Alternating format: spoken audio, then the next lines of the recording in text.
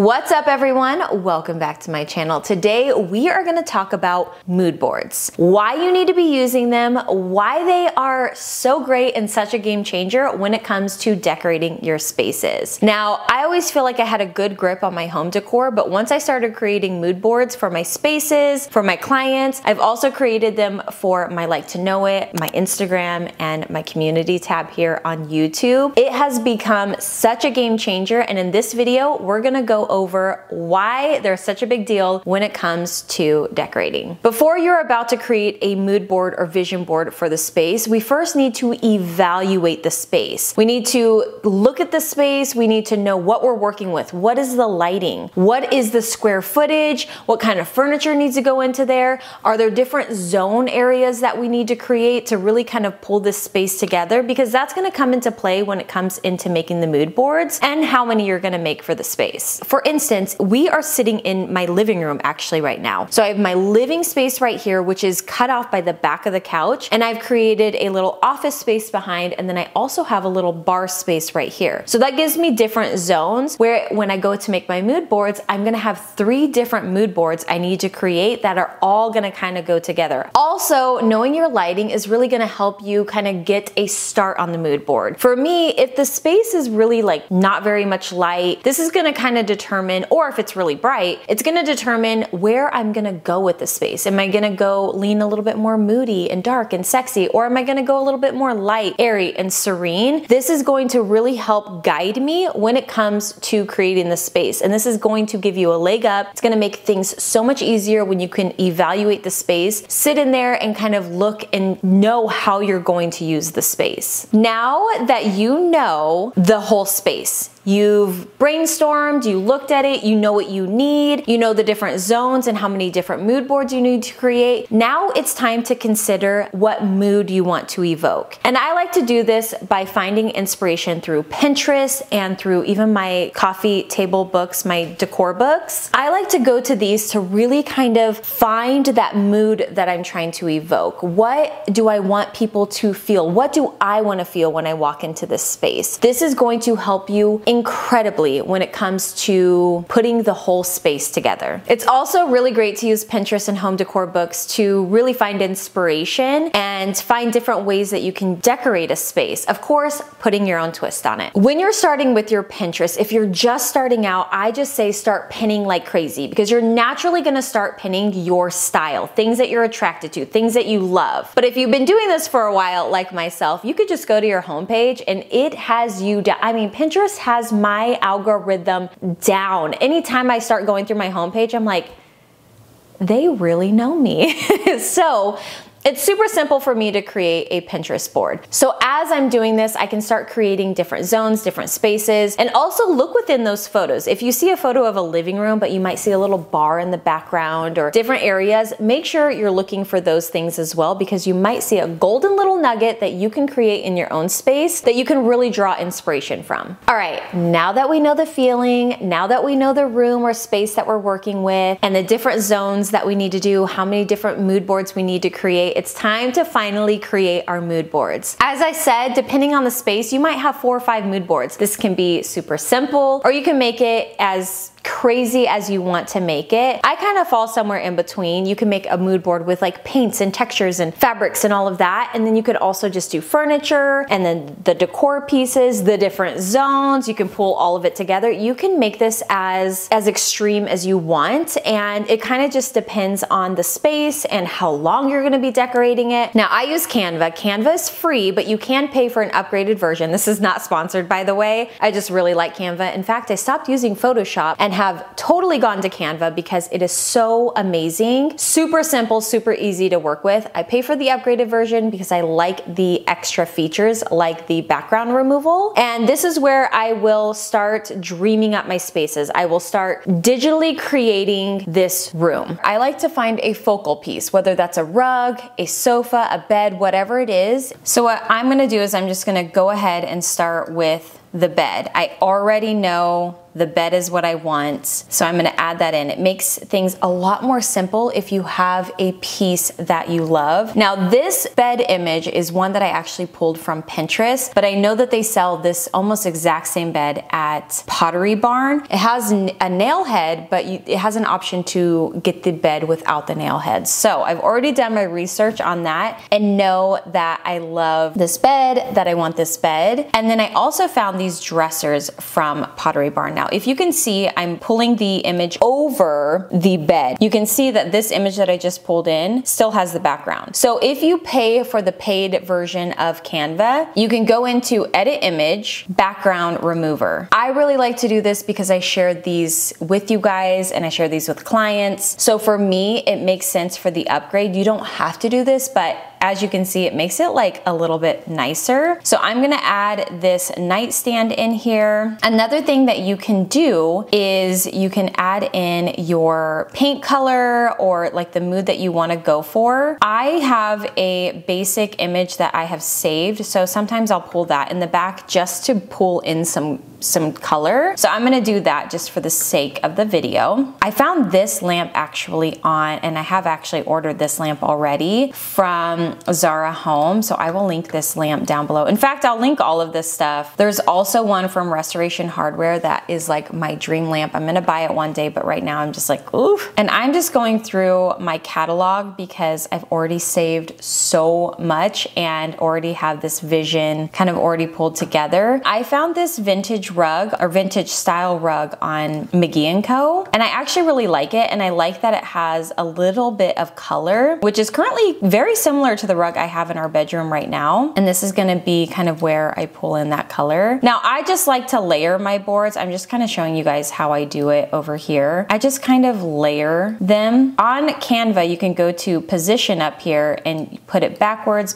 and then those pieces are gonna come, I'm gonna put this one forward. They'll go behind the rug, and then you can kind of make the rug larger. But it just really is about adding in and playing with the images that you have. Like I said, I'll just screenshot them and then you upload them into Canva, or you can just drag and drop them and they'll go right in there. It's just been really a great tool to use to be able to pull these pieces together. I'll even start pulling in like the light fixture that I want. And once I see this light fixture, which I know that I love, I like that this is a chandelier that's like barely there because it's so thin and beautiful. I realize, okay, I now know. Oh, also, sorry, I'm kind of like all over the place, but now I can erase this right here because it didn't take it out of the background. So that's another little cool feature. But I don't like how the barely there light fixture and the side table lamp is skinny. So I know that I'm gonna wanna pull in that Restoration Hardware jug lamp. Let me go find it. It's in here somewhere because I've used it for so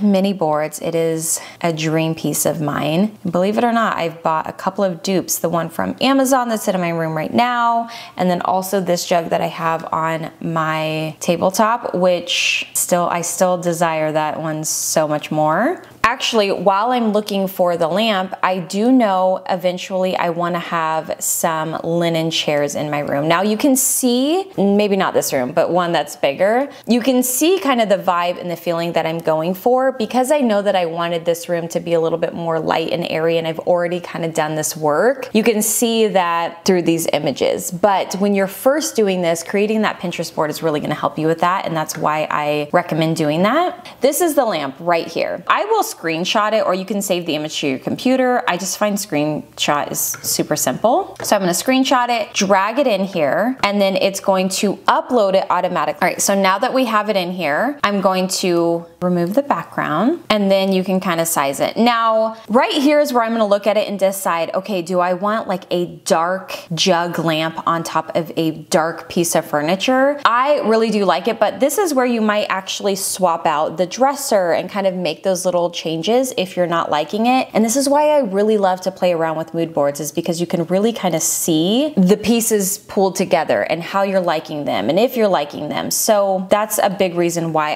I like to pull in vision boards. So from here, I'm gonna continue just to add pieces. You can get as strategic as you want or not so much. Now I just ordered this little side table, which I think drink tables are game changer. I have to have them. So I'm gonna put this drink table right next to the chair. I feel like at this point it's falling a little flat. I need some woods in here. So one of my favorite places to go to is Etsy. So I have a ton, I mean, I have over 1,500 favorited items. And from here, I'll kind of like scroll through and see if I have anything or search. I mean, I'm looking for like a coffee table. Let's see if I have one saved. I might. So from here, I'm gonna want to add in a little bit of textures. So I'm gonna add in this stone catch-all for the table. I like these on a side table because to put my jewelry or, you know, my phone in, you know, whatever at the end of the night. And this just allows me to kind of pull in some different textures. Like I said, I like to create a separate board for the small decorative pieces, but sometimes I feel like I do need them just to kind of visualize and see where things are going, if I need to make any changes. And honestly, it really is just about playing around with these boards and seeing what you like, seeing what you don't like. You'll kind of get a feeling like, ooh, I need some wood in here, or I need, you know, whatever it is in here to kind of complete the whole look. So for me, I really do think I need some sort of wood table in front of the linen chairs. Because the linen chairs is so similar to the bed frame itself, I really need to break up that texture and pull in something different. I'm gonna pull this one in here. So you're gonna kind of want to position it where you can get an idea of how it looks. This coffee table I did pull from Etsy, and you can still add those pieces in here, but sometimes those are the special pieces you're gonna have to go out and purchase and add. However, pulling the textures together and kind of having a separate vision board for that will allow you to have a basis to go off of when you're out shopping. You know, okay, I'm looking for a wood coffee table. I'm looking for some wrought iron of some sort, whether that's candlesticks or a little drink table or whatever it is. You'll be able to then do your shopping, which is going to be so much easier, like I said, but it all kind of comes down with creating some sort of vision on this vision board for you to know what to buy when you're out shopping. And from here, you can also decide like, okay, I want to add some cut crystal to the coffee table. I want to add pattern. I want to add whatever it is, and you can really kind of tweak it and make it exactly what you want and make this as detailed or as simple as possible. A lot of the times there's only a few things that I need to go off of, and mostly that's material for me, and that's just because I really have my style down and know what I'm buying when I'm out shopping. So if you're still kind of struggling with that, I highly recommend, like I said, going back to the drawing board, which for me is Pinterest or decor books, and narrowing down your style so that when you are out shopping, it's so super simple.